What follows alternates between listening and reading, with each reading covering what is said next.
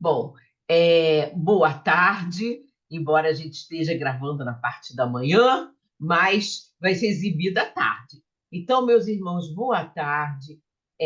Hoje teremos uma palestra que já vai estar gravada por situações outras de compromisso, mas é com muito prazer que nós estamos aqui recebendo o nosso irmão Alexandre Rodenwald, de Brasília, membro há 45 anos da Sociedade Teosófica, faz parte do conselho, e ele é um médico psiquiatra e também é homeopata.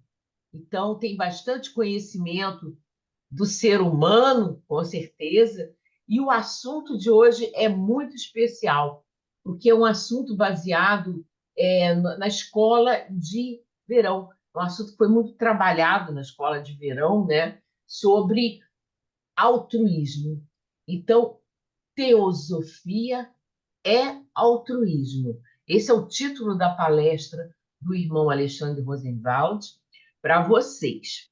Então, agora eu deixo com ele a, a gravação e depois, ao final, a gente conversa sobre alguns itens. Então, agora é contigo. Boa tarde, meus irmãos, meus queridos irmãos da loja Conde de Saint-Germain, do Rio de Janeiro, minha cidade natal, e onde eu passei os primeiros 30 anos da minha existência. Então, onde eu cresci, onde eu me formei, onde eu formei família, onde eu atingi a minha maturidade e onde eu conheci a Sociedade Teosófica, né? Com 20 anos de idade, ainda um estudante de medicina, né?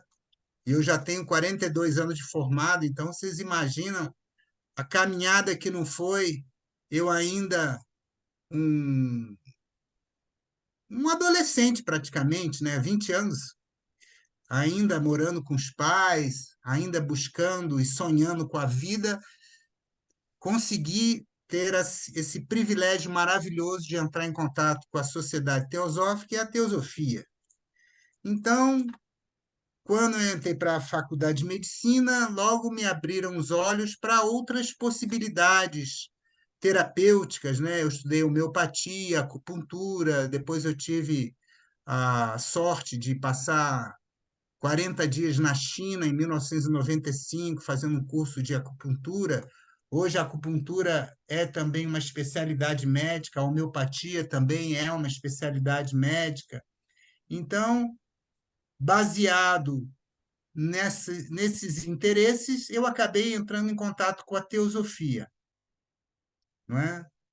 Porque essas medicinas falam muito de energia vital, não é? Fala do duplo etérico, né? Por onde circulam os canais de energia, e tudo isso me chamou a atenção e acabou fazendo com que eu conhecesse a Sociedade Teosófica. E a Sociedade Teosófica, e principalmente a teosofia, abriu um mundo novo para mim. Um mundo novo porque abria a possibilidade de eu conhecer muito mais sobre o ser humano, não só o ser humano na parte física, mas nas partes menos densas do ser humano, né? O duplo etérico, corpo emocional, corpo mental. Nossa, aquilo ali foi uma descoberta para mim, né? E ver que os homens habitam 7 planos, né? Planos com forma, planos sem forma, a forma como o homem foi criado através de eras e como a gente está ligado a tudo na natureza, e principalmente isso. A senhora Blavatsky, na Doutrina Secreta, no Proêmio, começa com as 3 proposições fundamentais. E a primeira proposição fundamental é exatamente essa da unidade. Tudo vem do absoluto, tudo vem do incriado, daquele que a gente não pode conhecer, que é chamado também de Parabrahman. É ele que emana de si o universo.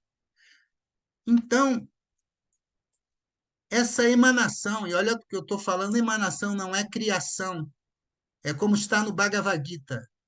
De uma fímbria das minhas vestes, eu crio os universos e depois os recolho e os faço desaparecer. Ou seja, o universo nada mais é do que uma das vestes, uma fímbria das vestes do absoluto, daquele que a gente não tem como conhecer. É como diz e luz no caminho, entrarás na luz, mas nunca tocarás a chama, porque o desenvolvimento da alma do ser humano é sem limites. E como diz a unidade da vida no proêmio, né? Todas as almas estão ligadas à grande superalma universal. Nós não somos nada mais, nada menos que Atma, esse princípio maravilhoso, que é o sétimo princípio, né? Porque geralmente a gente parte do particular para o geral, ou seja, se o primeiro princípio a gente enumerar o físico, o sétimo princípio seria o Atman, onde nós temos luz, uma fagulha de luz que é a nossa centelha, que é um raio do Logos. Ou seja, nós somos unos entre nós todos, porque Atman, ele permeia tudo e a todos. Nós estamos imersos no plano da unidade. Então, apenas são véus de Maia que dependem dos nossos veículos, né, que nos fazem ver a cada um de nós separadamente. Então, por eu ter um corpo físico, que é um veículo, por eu ter um corpo emocional, que também é um veículo, por eu ter um corpo mental, que também é um veículo, né? Veículo de quem? Veículo desse eu maior, veículo desse verdadeiro ser que é uno com todos os outros. Então, assim eu também tenho o Atman com o seu veículo mais próximo, que é Budi, que a gente também pode chamar de um corpo, né?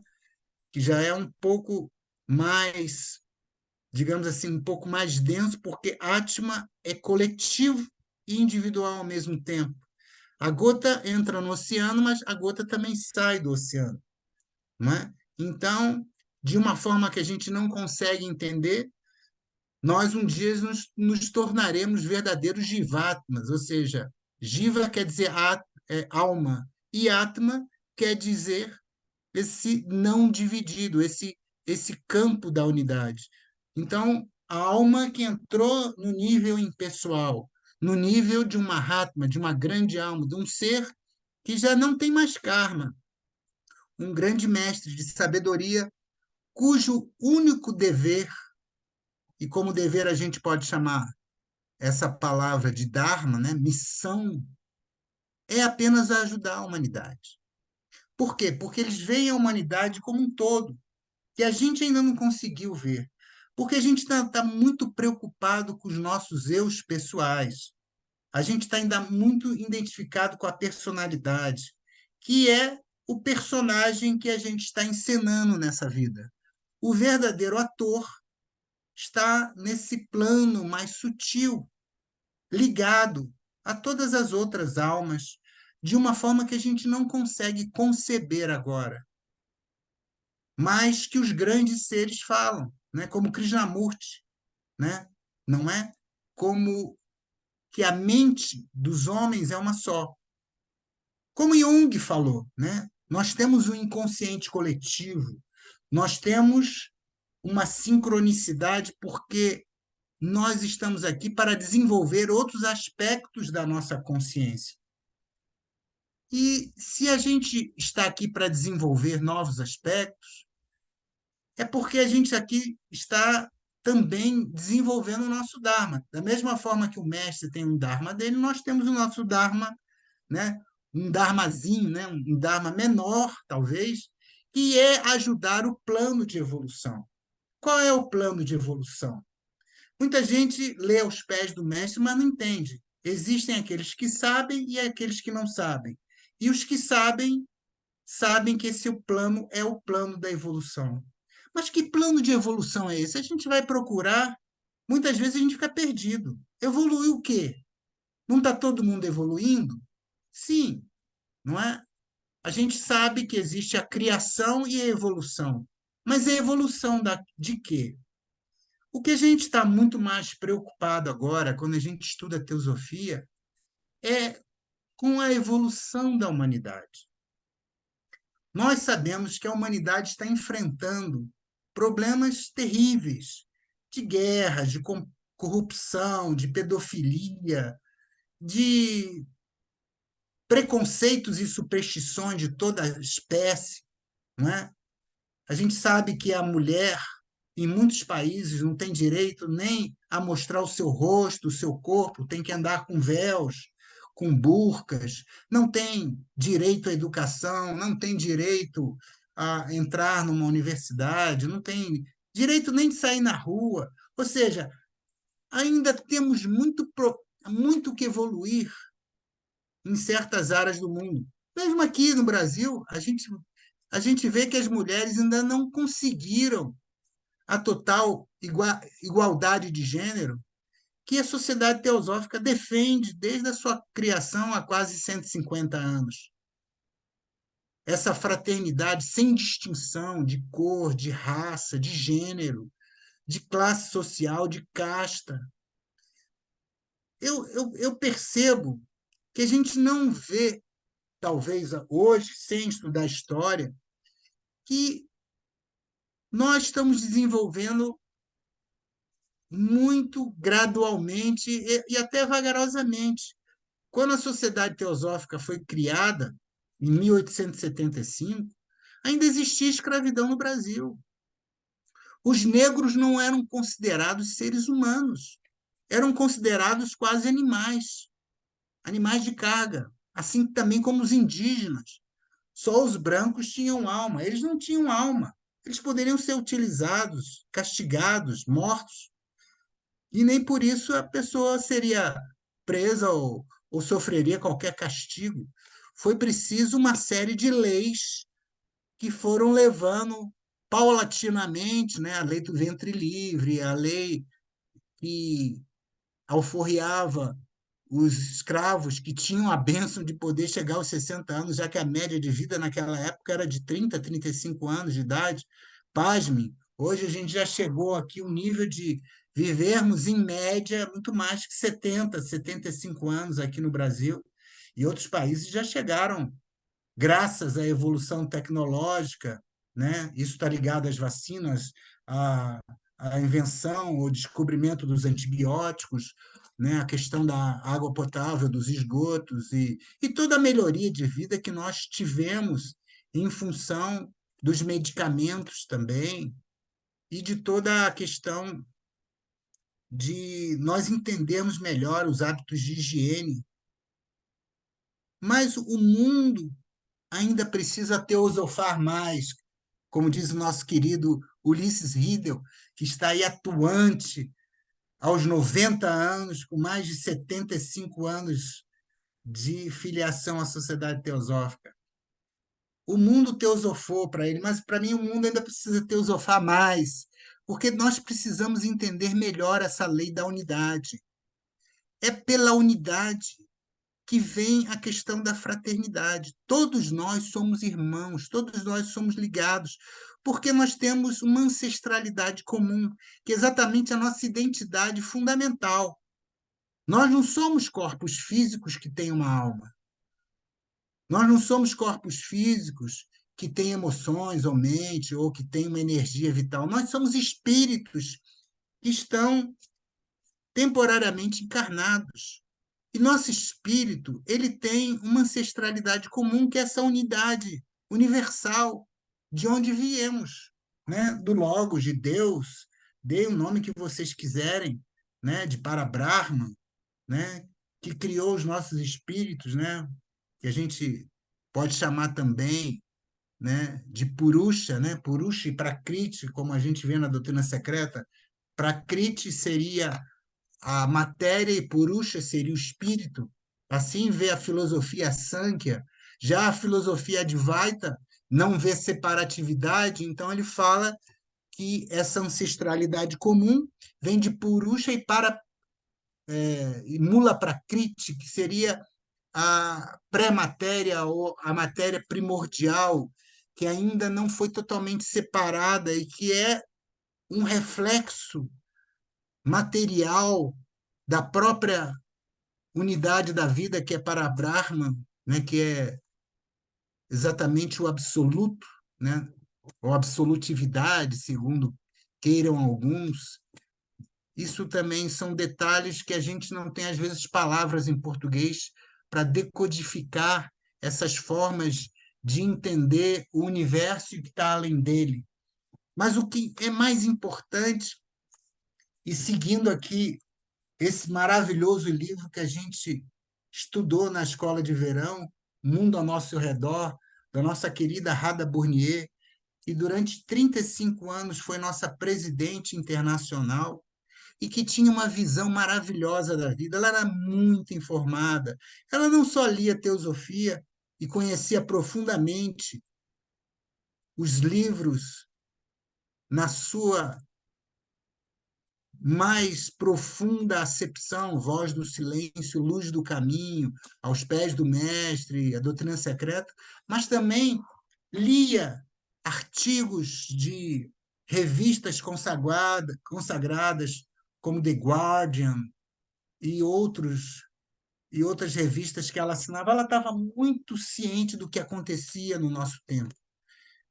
Então, ela sabia de como a pedofilia estava graçando em vários países onde tem o turismo sexual, e infelizmente o Brasil é um deles, a Tailândia, o Vietnã, onde crianças são praticamente vendidas para turistas internacionais para se locupletarem com seus instintos mais baixos e, infelizmente, dar vazão aos seus instintos de uma forma errônea, equivocada, já que o sexo também tem o seu valor na vida espiritual, desde que seja feito com moderação e para a união de duas almas que estão temporariamente em corpos físicos. Os mestres falam, não existe nada errado nisso, porque duas almas não podem se encontrar em seus corpos físicos e momentaneamente estarem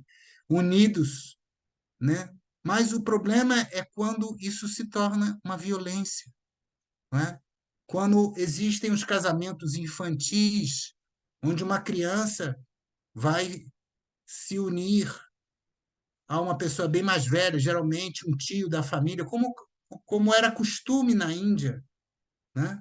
Não é uma questão de castas e tudo. Ela aponta tudo isso no seu livro.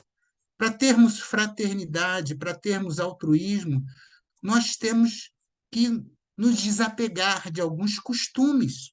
Existem muitos costumes que são bons, mas tem costumes e determinadas culturas que a gente tem que ver que estão repletas de superstição e até maldade e até, digamos assim, de preconceito. Na Índia, até pouco tempo atrás, as mulheres, quando eram viúvas, ao observar a cremação dos seus maridos, tinham que se jogar na pira, já que uma mulher viúva também praticamente não tinha valor nenhum. Era como se ela fosse uma posse dele, então teria que se jogar. Então, essas coisas foram modificadas, porque houve, até pela questão do governo britânico assumindo temporariamente, como são, tudo é temporário na vida, né? Tudo é impermanente, esses costumes foram erradicados. Mas muitas coisas nós precisamos erradicar ainda. Nós temos que entender que nós estamos ligados a tudo e a todos. E como eu estava falando, voltando mais um pouco, eu não concluí, quando a gente estuda aos pés do mestre, está ligado lá.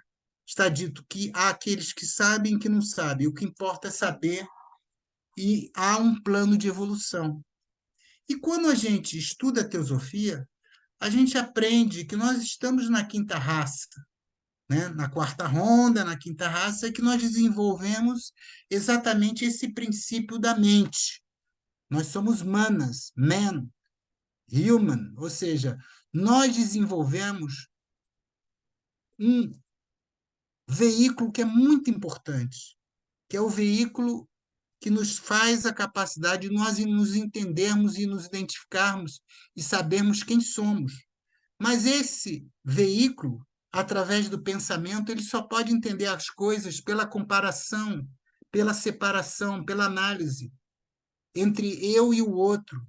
Ele não é um veículo definitivo para o qual a gente possa entender a verdadeira fonte de onde viemos. E só poderemos entender isso quando desenvolvermos essa próxima faculdade, que é da próxima raça, que é da sexta raça. E aí está o plano de evolução. E aí está o segredo, que talvez depois de muitas décadas eu descobri por que a Sociedade Teosófica foi criada. A Sociedade Teosófica foi criada exatamente para desenvolver as raízes da próxima raça, a raça da sexta raça. E o que essa raça tem de especial? Ela vai desenvolver Budi, ela vai desenvolver a intuição, ela vai desenvolver a capacidade de entendimento, porque Budi é veículo de Atma, que nós somos todos um, que nós participamos, como diz a proposição fundamental, dessa visão do que o infinito se torna finito, mas ele é uma unidade. É o zero se transformando em um. Mas o zero continua. Quando eu ponho o zero atrás do um, as coisas ficam gigantes, estratosféricas, galáxicas. O número se torna imenso. Eons, galáxias, não é? Os anos de Brahma, né? Bilhões, trilhões, quatrilhões. Quando eu boto o zero na frente do um, as coisas se tornam super microscópicas. E aí a gente tem um microscópio óptico, depois o microscópio eletrônico, e nada tem fim, nem para cima, nem para baixo, nem para o macroscópio, nem para o micro, nem para cima, nem para baixo. O universo continua infinito. E nós, cada vez mais, através dos recursos tecnológicos que vamos desenvolvendo, vamos conhecendo mais dessa maravilhosa parte, que ainda é a terça, 49ª parte do universo, segundo a teosofia, porque é apenas os três subplanos mais densos do mundo físico, o sólido, o líquido, o gasoso. Mal tocamos ainda no etérico, né, que são 4 contrapartes, e depois as 7 subpartes, os subplanos do astral, os 7 subplanos do mental, e assim por diante, né, do búdico, do átmico. Ou seja, quanta coisa que a gente tem que conhecer, quanta coisa que a gente tem que desenvolver, né, através dos nossos veículos, para conhecer não só os planos, como os habitantes desses planos, entender que tudo isso é uma coisa só. Porque cada um desses planos não é nada mais, nada menos que o Atman se tornando cada vez mais denso e mudando de vibração. Quando ele muda de vibração, ele é Budi. Quando ele fica um pouco mais denso, ele é o mental, mental superior, onde está o nosso corpo causal, o mental inferior, onde está o nosso corpo mental, e depois o corpo astral, depois o duplo etérico, onde canaliza-se a nossa energia vital que vem do Sol, né? Que é o famoso prana, que é absorvido pelo chakra esplênico, mas também ele é transmitido através dos nossos genes e da nossa alimentação, mas principalmente nós recebemos essa energia que vem do Sol. E essa ligação maravilhosa, em que não se separa espírito e matéria, porque é uma coisa só, se dá então a formação da consciência, da energia vital, da eletricidade, do magnetismo. Tudo é uma coisa só. E nós não podemos nunca esquecer que por detrás de qualquer estudo teosófico sempre tem que estar a lei fundamental do proêmio da doutrina secreta. O primeiro é a unidade, o segundo fala dos ciclos, e o terceiro fala exatamente dessa sincronicidade e da ressonância que se dá entre todos os planos, porque nós somos almas peregrinando através dos vários planos, como fragmentos da grande superalma universal, e por isso mesmo a unidade ainda está nos ciclos, a unidade ainda está na evolução, a unidade ainda está no karma, no dharma, a unidade está em todos. Então, meus queridos irmãos, quando a gente percebe isso, a gente percebe que o Atma está aqui conosco, dentro e fora de nós, porque quando a gente está encarnado no corpo físico, a gente vê que ele é o PAD de todos os outros planos. O que significa isso? Significa que o físico ele é reflexo do átmico, como o emocional é reflexo de Budi, a intuição. Então, vão ser pelas emoções que a gente vai descobrir que os impulsos emocionais se tornam verdadeiras intuições espirituais. E a mente concreta, ela é também um reflexo da mente superior, onde está o nosso corpo causal, onde a gente vai recolhendo todas as experiências que a gente vai tendo nesse plano. E nossa missão, como teosofistas, é melhorarmos a nós mesmos. Mas isso se dá pelo autoconhecimento, se dá no dia a dia. Não é apenas uma questão de sermos bonzinhos, não é isso, não, mas sermos verdadeiros. O teosofista ele busca a verdade. Então, como está no dístico do emblema da sociedade teosófica, não há religião superior à verdade.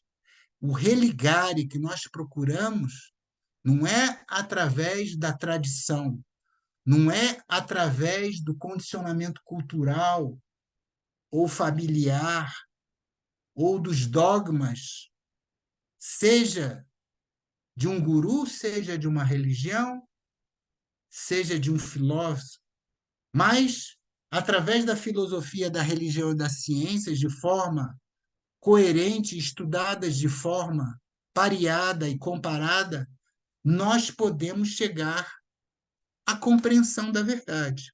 Mas, como diz a nossa querida Radha Burnier, nós precisamos de uma mente aberta, de uma mente sem barreiras, aceitarmos a nós como estamos e como somos.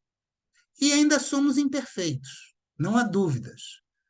Quem pretende entrar numa sociedade teosófica que fala de fraternidade e achar que lá não vão ter egos, não vai ter pessoas vaidosas, orgulhosas, que não vão ter pessoas que fazem coisas que você ainda não considera que sejam as melhores possíveis, você não entendeu teosofia.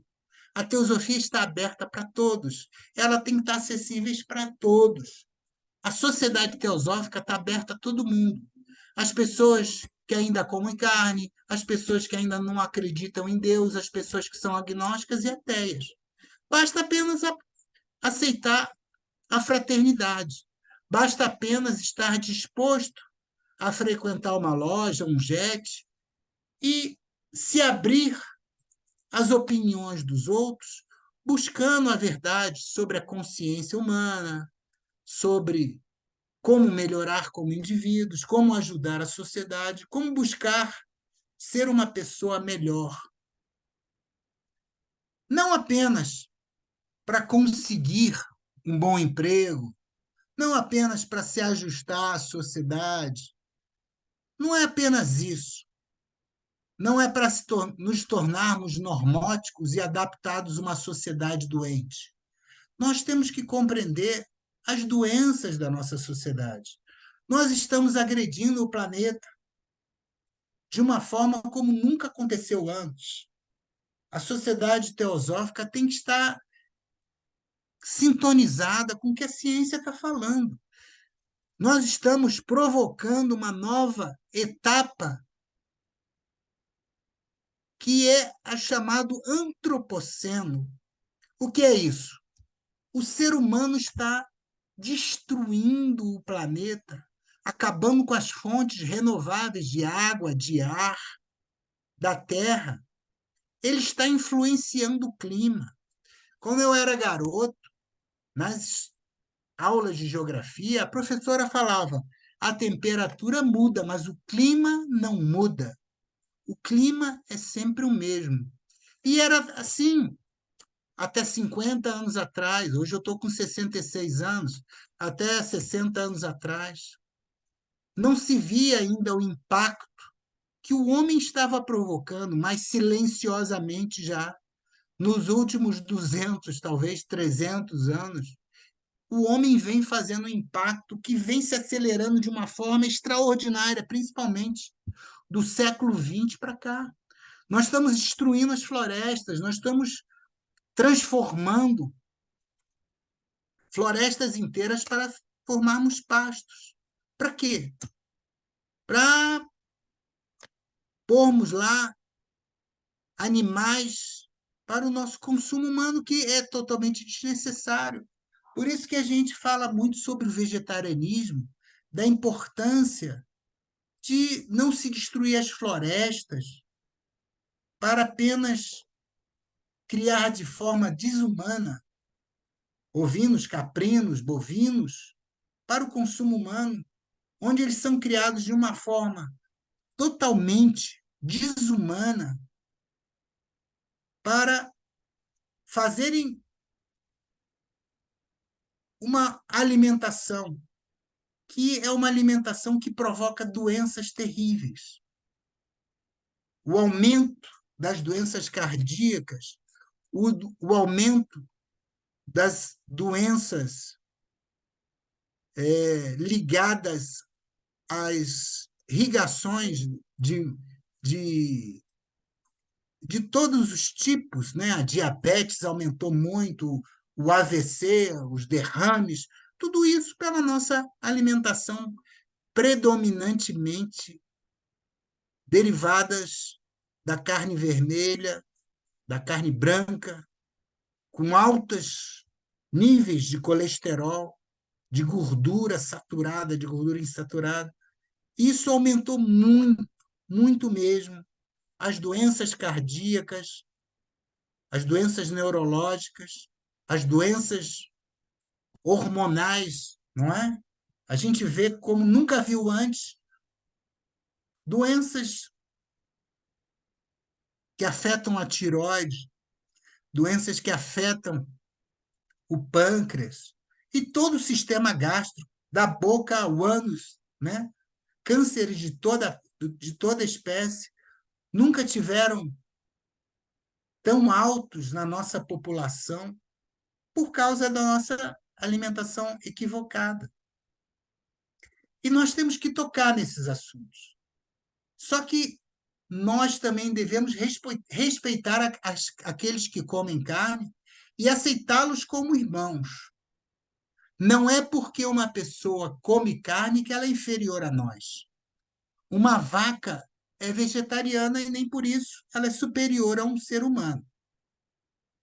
Um coelho é vegetariano, nem por isso ele é superior a um ser humano. Nós temos que ver que a centelha divina, a mônada divina, habita todos os seres. E nós temos que respeitar aqueles que ainda não têm essa consciência ligadas à ecologia.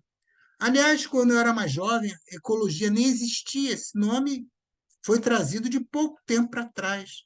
Quando eu entrei na Sociedade Teosófica, pessoas como o nosso querido José Augusto Pádua, que é um brilhante professor de história, um ecologista de primeira ordem, que mora lá no Rio de Janeiro, aí, carioca como vocês, professor da Nacional, que lança muitos livros, que falou do reflorestamento da Floresta da Tijuca, que foi era antigamente apenas um plantio de café e que, graças a Dom Pedro II, se tornou uma floresta de novo, que agora está sendo reflorestada, não só pelos vegetais que lá estão, mas estão sendo reintroduzidos animais que se perderam também naquela época.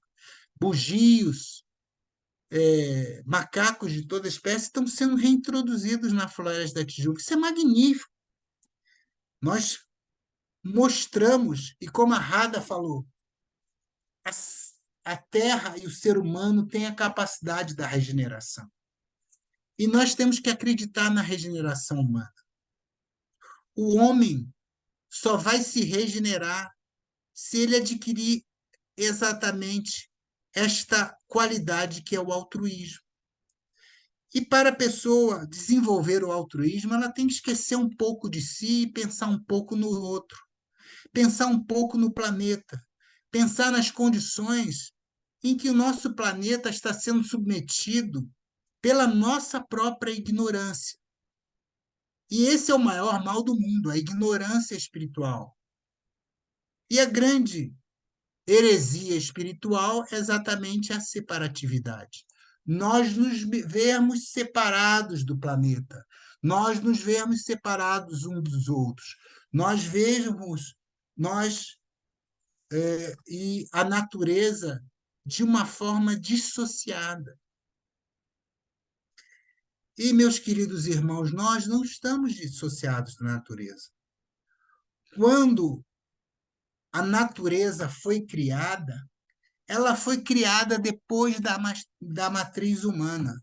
Se vocês estudarem a doutrina secreta, vocês vão ver que o ser humano foi criado primeiro.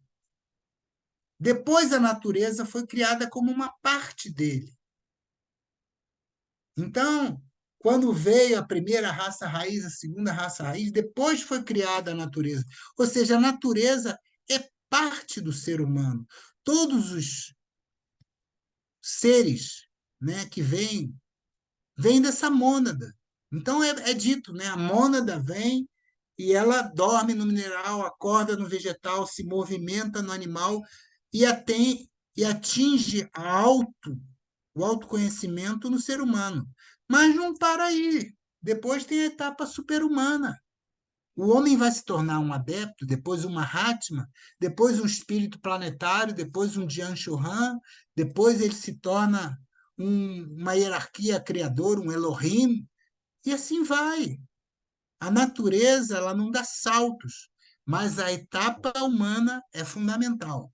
É na etapa humana que o ser tem veículos em todos os planos, só na etapa humana. Então, se a gente for um dia em outro planeta, e o homem já está buscando outros planetas, né? O ser humano já conseguiu chegar na Lua, já chegou em Marte, e existem alguns loucos, e eu vou me atrever a chamar o Elon Musk de louco, porque ele quer levar milhares de pessoas, centenas de pessoas, ou talvez milhão de pessoas para morar em Marte. E Marte, como diz o meu querido amigo Marcelo Gleiser, que é um astrofísico de primeira categoria, professor numa universidade americana e comentarista internacional, detentor de títulos e prêmios, inclusive de espiritualidade e ciência. Marcelo Gleiser fala que é uma loucura. Para que a gente quer ir para um deserto gelado, onde a radioatividade é imensa, porque não tem atmosfera, a atmosfera ela é muito rarefeita? O único lugar, talvez em anos-luz, e assim foi criado por nós, né, por esse grande Deus que a gente chama de Logos, né, o Logos solar, o Deus desse universo, e ele criou através desse anel não passarás, apenas um planeta onde a onda de vida está passando, onde tudo foi milimetricamente considerado, geometricamente calculado, e todas as condições favoreceram para que aqui a vida despertasse em toda a sua pujança. Esse pequeno ponto azul no universo, do qual Carl Sagan teve a intuição de pedir que uma nave se voltasse e já nos confins da saída do sistema solar fotografasse aquele ponto azul no universo. Nós estamos nesse ponto azul e não há nada perto que se compare a isso. E aqui, nesse pequeno ponto azul, aconteceram todas as lutas, todas as guerras, todo o desenvolvimento do ser humano. Aqui caminhou Jesus Cristo, Buda, Pitágoras, Platão. Aqui caminharam Alexandre o Grande, Pilatos, Judas, Hitler, todos os bons homens e os maus homens que fizeram do planeta ser o que é, com a sua contraparte boa e a sua contraparte ruim, com seus erros e acertos. E assim somos nós que estamos caminhando. Ora fazemos coisas boas, ora fazemos coisas ruins. Mas o que importa é adquirir essa lucidez, é estarmos acordados, como Buda, na sua iluminação, ficou estarrecido e viu. E a primeira coisa que ele exclamou: maravilha das maravilhas, todos os seres são Budas. Olha só que coisa fundamental, que foi a primeira coisa que ele percebeu. Ele percebeu que em tudo e todas as coisas havia aquela centelha da potência de um ser se transformar num Buda como ele conseguiu, que foi o primeiro ser da nossa raça que chegou na oitava iniciação. E não é pouca coisa, não. Ele é um ser que chegou na sexta ronda, ou seja, ele ultrapassou a quarta ronda que nós estamos, finalizou a quinta ronda e chegou na sexta ronda. Ele está 2 voltas e meia à nossa frente nessa corrida de Fórmula 1. E ele chegou muito longe e não nos abandonou. O que ele fez? Ele tomou o voto de Bodhisattva, onde ele disse que ia permanecer conosco até que cada um de nós chegasse à altura maravilhosa que ele chegou. Olha só que sacrifício imenso. Ele poderia, e a gente sabe que quando um ser, como um adepto, como um Buda, aparece em 7 caminhos para ele. E ele poderia esquecer a humanidade, mas ele não esqueceu de nós. E amanhã ele vai novamente aparecer entre nós. Ele vai irradiar a nossa força, a força que ele tem de canalizar as energias maiores da grande fraternidade branca através do dia de Vesak, que é amanhã, 23 de maio, novamente ele aparece na Terra com um reflexo seu, onde ele aparece aos buscadores numa planície no Tibete, e onde estão lá todos os mestres reunidos com seus discípulos, e aqueles que quiserem comparecer é só irem dormir e tentar no plano astral chegar e receber as suas influências. E, novamente, essas influências maravilhosas são difundidas para toda a humanidade.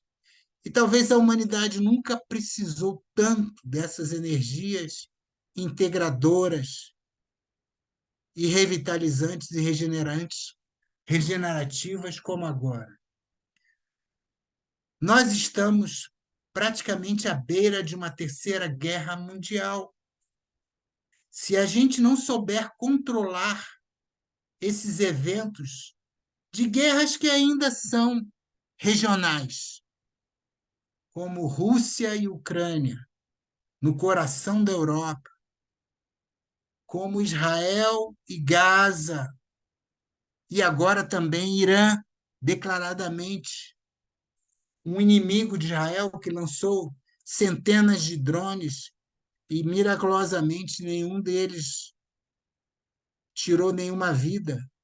Mas houve o ato belicoso de se mandar centenas de drones, no qual muitos países se uniram para os destruir. E a guerra em Gaza continua, onde milhares de pessoas estão sendo mortas dos dois lados. Não estou defendendo nenhum lado, porque numa guerra não existem lados, só existem perdedores. E segundo uma própria contagem da Organização Nacional, Organização Internacional como a ONU, existem pelo menos 12 a 15 guerras regionais. Outras estão acontecendo. Essas são as mais vistas pela sociedade mundial e nós recebemos, talvez, diariamente mais informações. Mas existem muitas outras guerras acontecendo e muitas ameaças acontecendo, como aqui, né, na Guiana e a Venezuela, e muitas guerras regionais acontecendo na África, do qual nós temos uma dívida histórica por termos trazido milhares e milhares de habitantes para servir aqui nas Américas, tanto na América do Sul, como na América Central, como na América do Norte. Importamos milhares de negros. E a gente vê, então, na poesia do Navio Negreiro de Castro Alves, que foi um poeta fantástico, que morreu muito precocemente de tuberculose, aos 23 anos de idade, falando das agruras que os negros traziam quando eram acorrentados e torturados, e muitas vezes morriam de banzo, né? De saudade da sua terra natal, porque não conseguiam viver deslocados da segurança e do aconchego dos seus, da sua família e da natureza. Assim como os indígenas não conseguiam sobreviver quando escravizados, eles simplesmente morriam. Por isso que se tiveram que trazer tantos negros da África, porque os indígenas não sabiam viver sem a liberdade. Foi muito difícil os tempos que nós passamos. Mas, como eu falei, gradualmente nós vamos conquistando poderes e capacidades. Quando a minha mãe nasceu, em 1933, havia apenas um ano que as mulheres conseguiram o poder de votar nesse país. Olha só, hoje até os analfabetos votam, mas as mulheres só puderam votar a partir de 1932.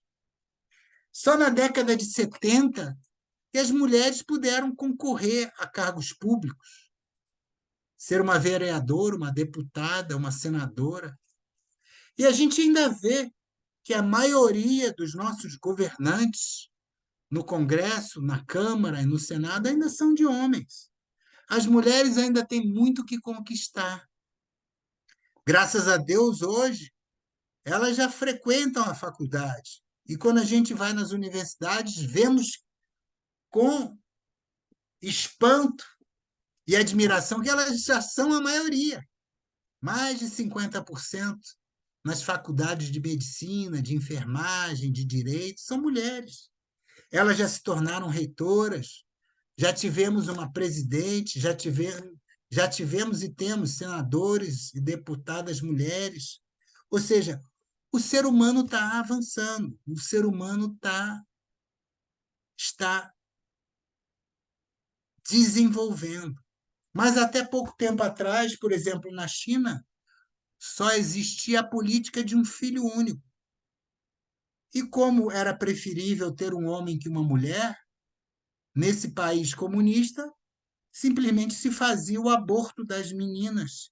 E eles tiveram uma desigualdade muito grande, aumentando muito mais a população masculina do que feminina. E hoje eles têm que importar mulheres para que acham casamentos, né? Então, Existe uma política de importação de mulheres de outros países vizinhos.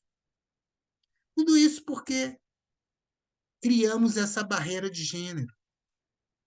E em muitos países, as meninas são menos alimentadas quando nascem do que os meninos. Tem muito menos oportunidade de escola que os meninos. Tem muito menos oportunidade de acesso à educação e à cultura que os meninos. Então, a gente precisa falar sobre essas dificuldades. Precisamos falar dessas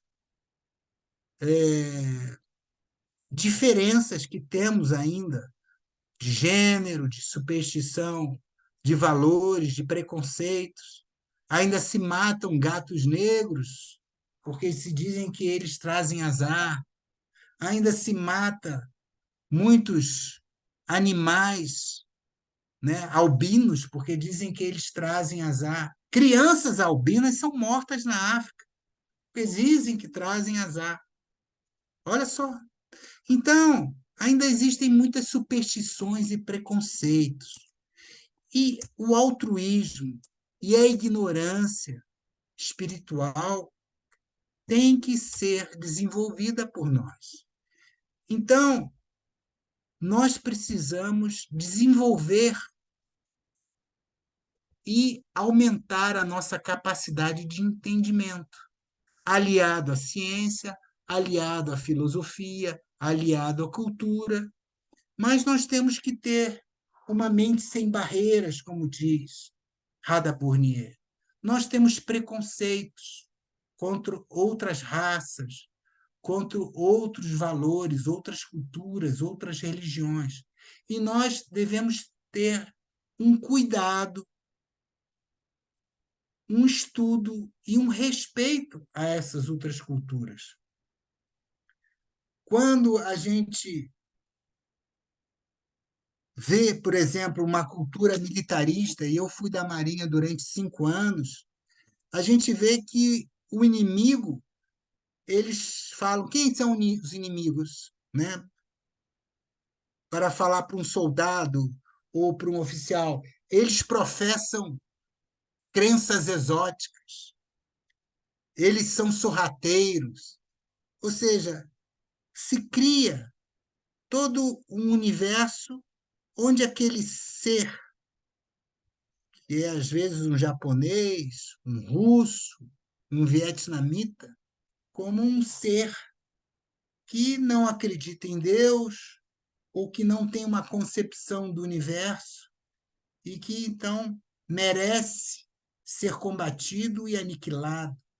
Mas quando a gente se aproxima, e hoje nós temos a internet, que nos aproxima de todos os outros povos, a gente vê que o ser humano, em essência, ele é muito parecido.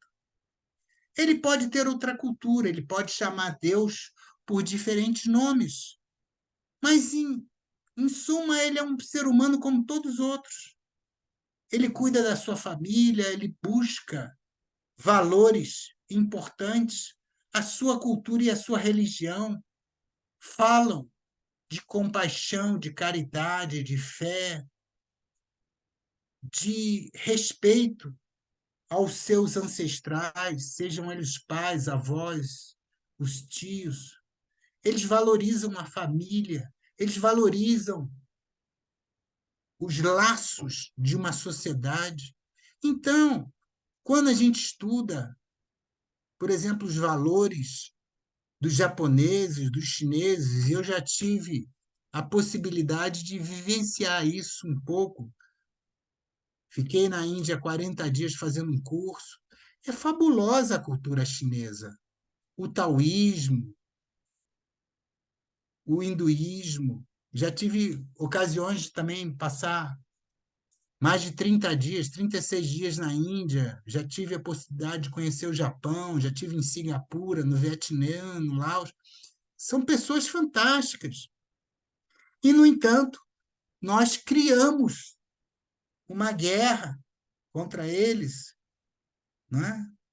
O Brasil, os Estados Unidos foi lá, tentou invadir o Vietnã e até hoje a gente visita lá aqueles caminhos debaixo da terra que eles criavam, aqueles túneis, que só os magrinhos vietnamitas, né, de uma estatura pequena e bem magrinhos poderiam andar naqueles túneis que são bem claustrofóbicos, não é?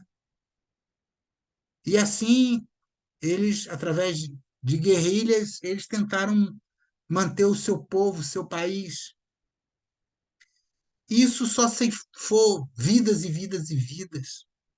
E muitas pessoas que se opuseram a essa guerra, como Muhammad Ali, que se absteve de guerrear e perdeu seu título mundial, e outras pessoas também, pacifistas. Hoje a gente tem que ver que nós estamos à beira de uma terceira guerra mundial. Por quê? E as guerras acontecem por quê?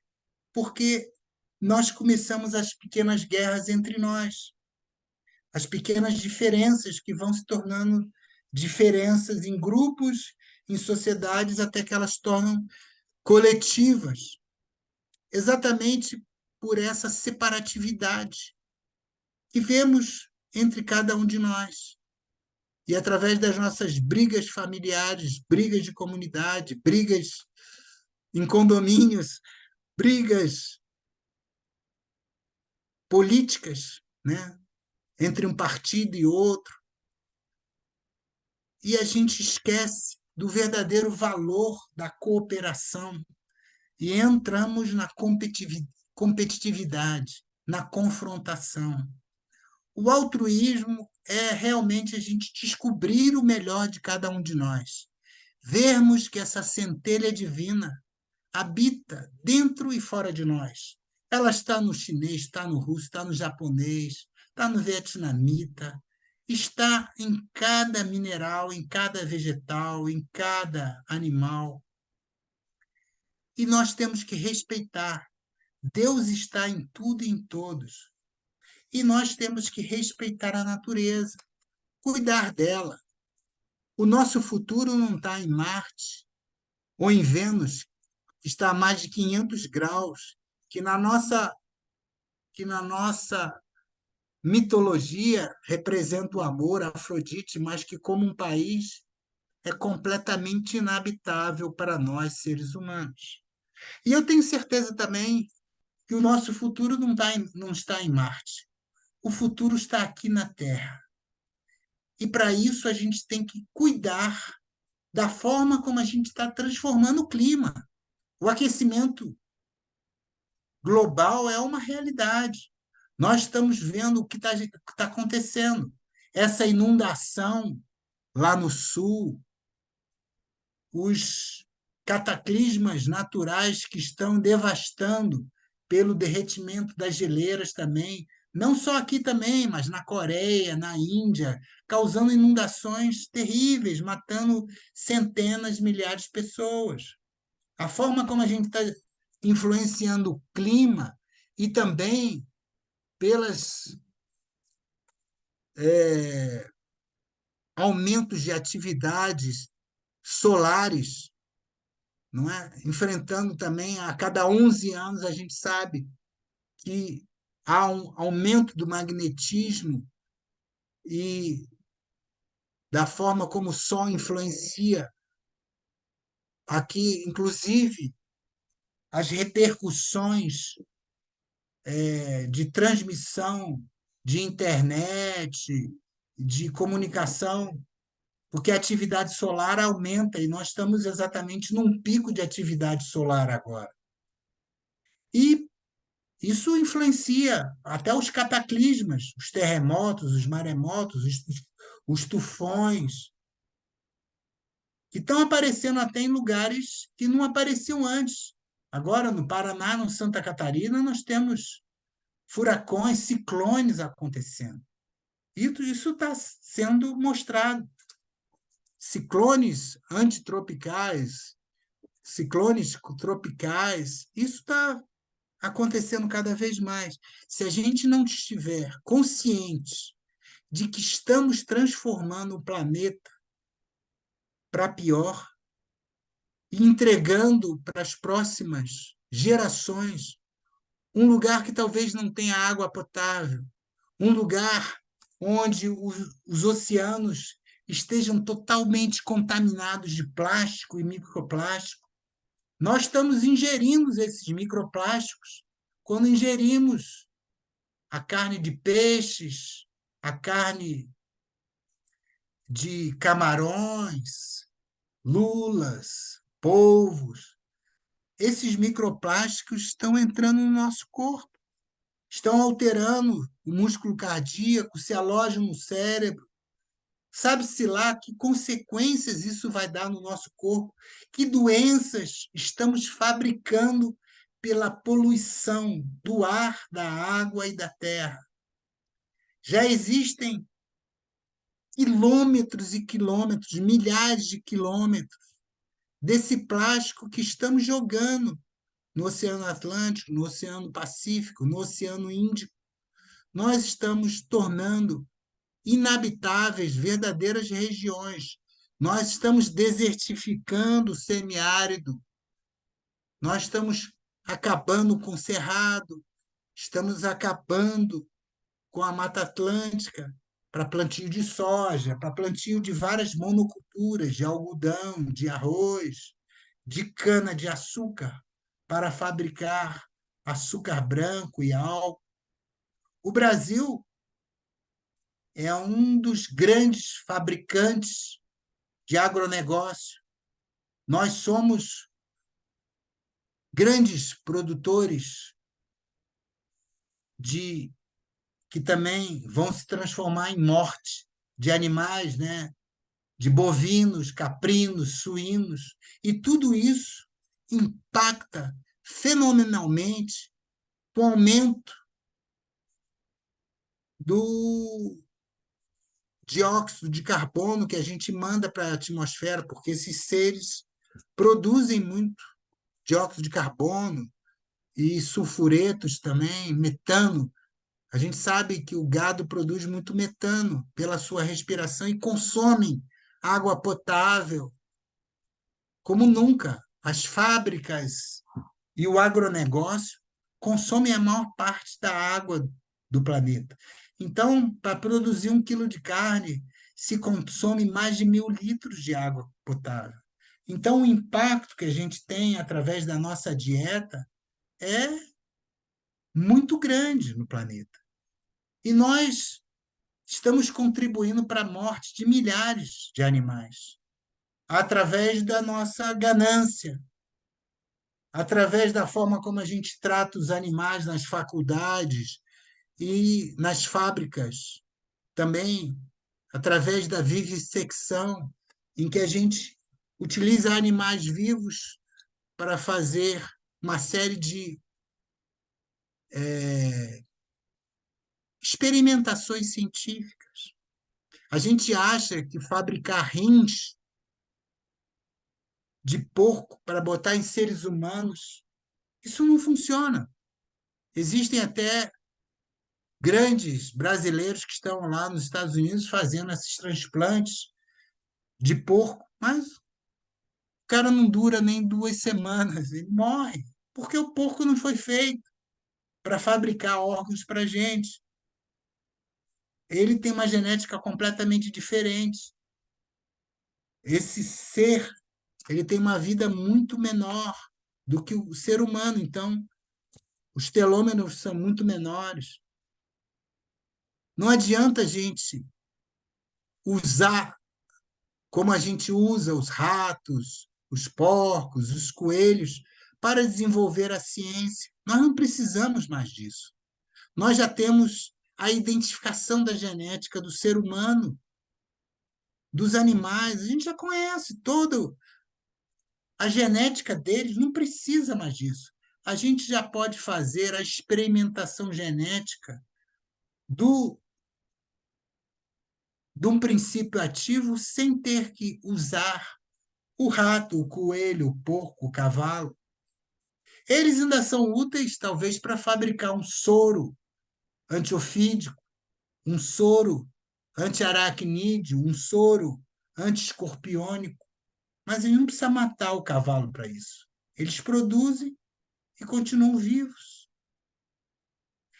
Nós não precisamos matar tantos animais nas faculdades de medicina, sapos, como eu vi acontecer, para mostrar uma perninha funcionando, um coraçãozinho usando, um coração de galinha. Não precisa disso. Nós não precisamos ter uma dieta que nos faz mal. A gente pode usar a dieta vegetariana e principalmente a dieta vegana, que não usa nenhum derivado animal, nem o ovo, que é uma fonte imensa de colesterol. Talvez não exista tanto colesterol na natureza como na gema de ovo, como na carne da rã, como na carne do porco, como na carne do camarão, do caranguejo, do siri. Nós não precisamos disso.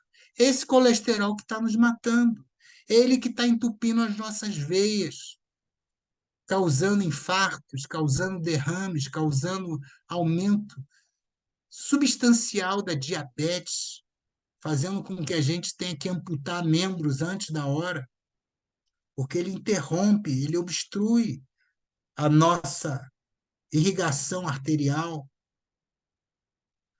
Existe uma forma da gente se regenerar.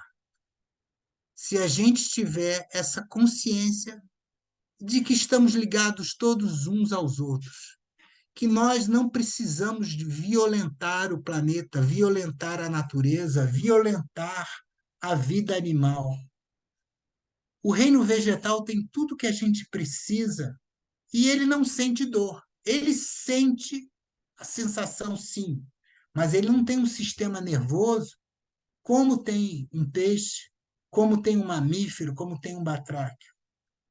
E essa dor causa, nos planos mais sutis, uma série de problemas. E nós temos que enfrentar o karma disso. O karma de nós estarmos criando tanta morte no reino animal, a causa essas pandemias, segundo Geoffrey Hodgson. A gente está matando tantos animais domésticos e selvagens e misturando o sangue deles, e a gente está fabricando novas doenças, como essa pandemia de Covid-19. Nós estamos voltando a ter doenças que a gente não tinha antes, como a catapora, está voltando, a herpes zoster, a varicela, né, o sarampo, em algumas populações aí, doenças que eram para ser já estar totalmente erradicadas, como a polio, né, que a paralisia infantil está voltando. E isso nos impele a falar, vacinem suas crianças novamente, porque existem muitas populações que se negam a vacinar e a polio está voltando. Só tem uma doença que foi totalmente erradicada, que foi a varíola, que certamente foi ela que matou o nosso grande Arhat, iniciado de quarto grau, Subarral, morreu coberto de pústula aos 35 anos de idade. Nós não precisamos mais morrer dessas doenças. A ciência nos mostra como erradicá-las, mas nós temos que fazer a nossa parte. Temos que confiar na ciência, confiar no avanço da tecnologia. E hoje já temos tratamentos para depressão, para bipolaridade, para uma série de doenças, como o infarto, o derrame, mas o mais importante é a prevenção. Se pudermos prevenir essas doenças, seria muito melhor. E uma dieta vegetariana, uma dieta vegana, uma dieta sem ingestão de animais facilita muito a diminuição do sofrimento animal do mundo e facilita muito também a não destruição de florestas para simplesmente fazer arados ou lugares para fazer pastos, A, a, a floresta em pé, ela tem muito mais riqueza. A gente pode colher o açaí, a gente pode colher uma série de substâncias que vão combater o câncer, a diabetes e muitas outras doenças, porque existe uma riqueza muito grande nas florestas do mundo, onde estão uma série de espécies que a gente sequer conhece ainda, tal a riqueza da variabilidade. E todas as espécies são importantes. Não podemos acreditar que somente o ser humano tem o dever e a obrigação de estar sobre a Terra. Nós temos que proteger todas as espécies, minerais, vegetais e animais. O ser humano tem que proteger todas as espécies que estão aqui na Terra. Quando está escrito lá na, na Bíblia que os animais são como mantimento, a tradução está errada. O ser humano, como ser mais antigo, o irmão mais velho desses seres humanos, tem que os manter, tem que cuidar de todos os seres. O ser humano, ele acha que ele pode usar e abusar da natureza, dos animais e vegetais. E não é isso. Ele tem que ser o garantidor da ordem, do equilíbrio e da beleza. Ele tem que cuidar da natureza até para ele poder cuidar de si mesmo. Os grandes antropólogos, etnólogos e ecologistas falam que nós somos a respiração do planeta. Os animais e os vegetais utilizam o oxigênio e expiram gás carbônico, que as plantas utilizam. Elas fazem o processo inverso. Elas captam o carbono, né, da nossa respiração e produzem oxigênio. Nós fazemos a respiração do planeta. Se tivessem só plantas, existiria tanto oxigênio que, como comburente, ele faria uma grande incêndio e consumiriam todos os vegetais. Se tivéssemos só animais e seres humanos e nós acabarmos com os vegetais, como estamos conseguindo erradicar as florestas e destruir os vegetais, nós vamos produzir tanto carbono que o ar vai se tornar irrespirável. Nós temos que fazer um equilíbrio entre os vegetais, os animais e os seres humanos. O caminho está no meio. Então, nós temos que desenvolver essa capacidade de altruísmo para desenvolver essa capacidade de equilíbrio, para que o ser humano seja o garantidor da ordem e do equilíbrio, da natureza e dos seres humanos, para que todos possam desenvolver, sobreviver e evoluir.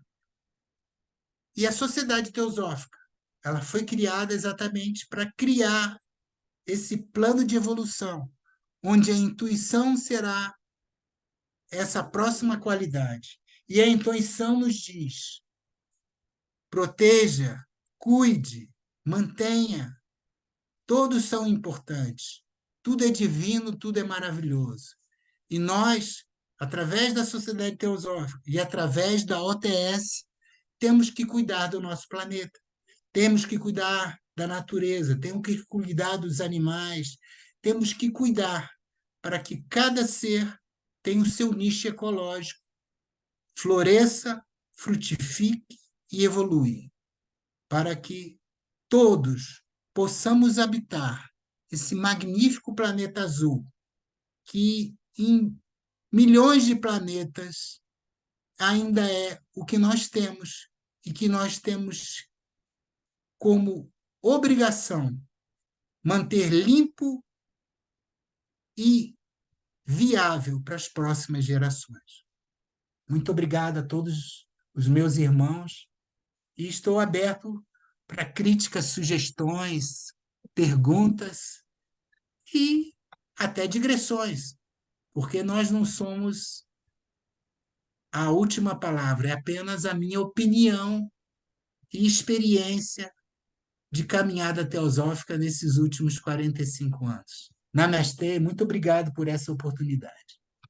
Obrigada a você, realmente foi excelente. Você tocou em assuntos importantíssimos. Essa, essa fase que nós estamos vivendo da humanidade, né? Preocupante, porque nós não sabemos até quando também o próprio planeta vai perder a paciência conosco e vai resolver o nosso problema, se livrando da gente por um tempo. Então, precisamos tomar juízo, com certeza, isso é urgente. Não sabemos como é que vai ser o andamento, a continuidade desse momento, mas é preciso ter esperança, né? Nós estamos vendo aí o que está acontecendo no Rio Grande do Sul, mas também estamos vendo os seres humanos se mobilizando, tentando melhorar, tentando aprender. E a mortandade que houve de animais, quem sabe não seja agora um motivo para se repensar isso, essa condição de usar os pobres dos bichos para alimentação e esse exagero que acontece sempre. Muito obrigada mesmo. A senhora Rada é uma pessoa, uma filósofa maravilhosa. E eu fico tão feliz que esse ano ela esteja sendo tão homenageada, tão estudada, porque ela realmente foi uma pessoa incrível.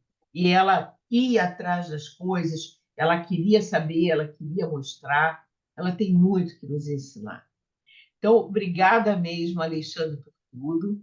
E eu vou deixar aqui as dúvidas do pessoal da loja.